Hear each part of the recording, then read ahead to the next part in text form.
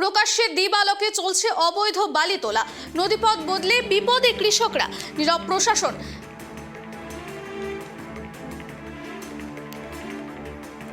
এ বিষয়ে আরো বিস্তারিত তথ্য জানার চেষ্টা করব। আমাদের সঙ্গে টেলিফোন লাইনে যুক্ত হয়েছে আমাদের প্রতিনিধি জয়ন্ত।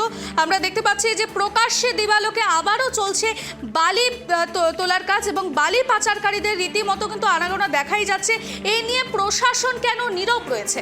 জয়ন্ত, যেমনটা বললে তেমনই কিন্তু অভিযোগ করছে ওখানকার স্থানীয় গ্রামবাসী যারা রয়েছে, তারা কিন্তু এমনটাই রয়েছে যে প্রশাসনকে বারবার বলা সত্ত্বেও কেন পুলিশ এবং প্রশাসন দুজনে কেন নীরব রয়েছে।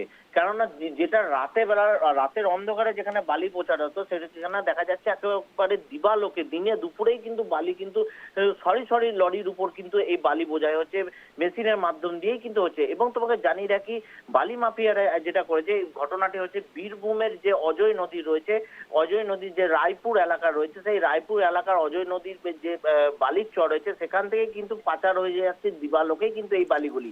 ঠিক তোমাকে জানিয়ে রাখি, অজয় নদীর ওই পাটটি হচ্ছে বর্ধমান জেলা।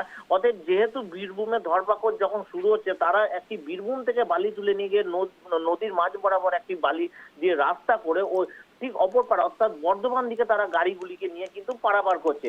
অতএব এক্ষেত্রে যেটা দেখা যাচ্ছে যে বীরভূমের প্রশাসনের হাতের বাইরে তারা কিন্তু বর্ধমান দিকে যখন গাড়িগুলি নিয়ে যাচ্ছে, অতএব সেখান দিয়ে তারা কিন্তু বালিগুলিকে সরি যে লরি, সেই সারি লরি দিয়ে কিন্তু তারা বর্ধমান থেকে বীরভূম থেকে বালি তুলে নিয়ে গিয়ে কিন্তু তারা পাচার করছে।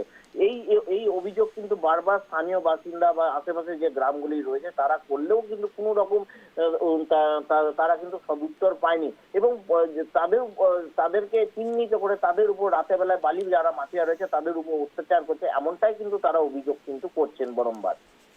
একদমই জয়ন্ত, এই বালি পাচারকারীদের যে এই কাজ করছে তারা বিভিন্ন দিন থেকে, প্রশাসন তো নীরব রয়েছে, সেই সঙ্গে এলাকাবাসীদের কি দাবি রয়েছে, তারা কতটা বিপত্তির মুখে পড়ছে? তারা কোনো অভিযোগ জানালেও সেই যে বালি পাচারকারীর সঙ্গে যারা যুক্ত রয়েছে তারা কি দাবি রাখছে এ বিষয়ে? জয়ন্ত, দেখো, স্থানীয় বাসিন্দারা যারা রয়েছে তাদের নদীর যে অজয় নদীর যে পাড়, অর্থাৎ রায়পুরে যেখানে অজয় নদী রয়েছে সেখানে যে পাড়গুলি রয়েছে সেখানে তারা কিন্তু চাষ করে খান। তাদের নিজস্ব জমি রয়েছে, তারা এই শীতের মরশুম বা বিভিন্ন সময় সেই নদীর জল থেকে কিন্তু তারা সেই জায়গাগুলিতে চাষ করেন। এবং যেভাবে বালি তুলছে তাতে নদীর যে গতিপথ তা কিন্তু নষ্ট হয়ে যাচ্ছে এবং এর ফলে কি হচ্ছে, সেই জায়গাগুলিতে তারা কিন্তু চাষ করতে পারছে না। এবং সাধারণত এই গ্রামগুলি, যেই রায়পুরের আশেপাশে যে গ্রামগুলি রয়েছে সেখানকার মানুষরা কিন্তু চাষের উপরই নির্ভরশীল। এই যে নদীর গতি বালি যেভাবে তোলা হচ্ছে, এর ফলে নদীর যে গতিপথ নষ্ট হচ্ছে, তারা কর্মহীন হয়ে পড়ছে, এমনটাই কিন্তু তারা দাবি করছে। এবং বারবার কিন্তু তারা বলেছেন যে নদীর গতিপথের কথা, নষ্ট হয়ে যাওয়ার কথা, এবং তারা চাষ করতে পারছেন না। বিভিন্ন দপ্তরে তারা জানেও কিন্তু তারা কিন্তু কোনো রকম সুরাহা এখনো পর্যন্ত পায়নি, এমনটাই কিন্তু তারা আমাদের সামনে অভিযোগ করছেন। ধন্যবাদ জয়ন্ত।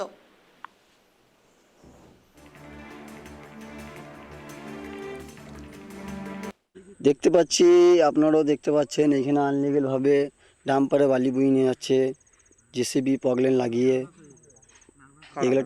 এগুলো ঠিক করছে না। আমরা যতদূর জানি যে বীরভূমের ঘাট, বর্ধমানের লোক এখান থেকে বালি তুলে নিয়ে যাচ্ছে, বর্ধমান দিকে পাচার করে দিচ্ছে পুলিশের চোখে ফাঁকি দিয়ে। কি করে তুলছে, কিসে দিয়ে তুলছে? পগলেন দিয়ে, জেসিবি নদীর মধ্যে রাস্তা করে নামিয়ে দিয়ে বালি তুলে নিয়ে যাচ্ছে, বর্ধমানে ওই দিয়ে পাচার করে দিচ্ছে।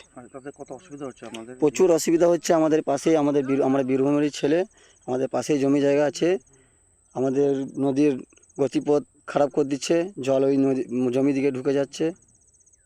এগুলো ঠিক করছে না। আমরা চাইছি যে বন্ধ করুন।